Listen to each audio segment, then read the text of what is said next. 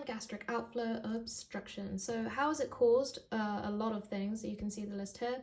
So the first thing is pyloric stenosis. This is where the pylorus part of the stomach has benign muscular hypertrophy, sorry. So the pylorus, basically, if you imagine the stomach like a sac, the exit of the stomach into the duodenum is the pylorus. So when the muscle here hypertrophies and basically blocks the outflow of the stomach.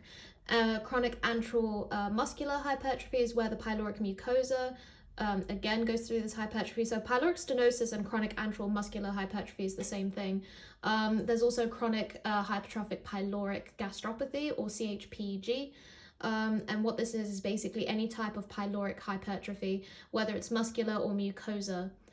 So just to be clear, pyloric stenosis is muscular hypertrophy, chronic antral mucosal hypertrophy, and the name suggests just mucosa. So sorry that I said they were the same, they're not.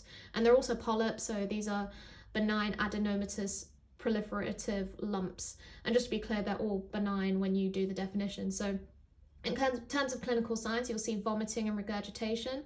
And what happens is when the liquids pass, although you'll see vomiting or regurgitation, you won't see dehydration because liquids pass still normally. They can still swallow water and still, hydrate themselves. So it won't be an issue.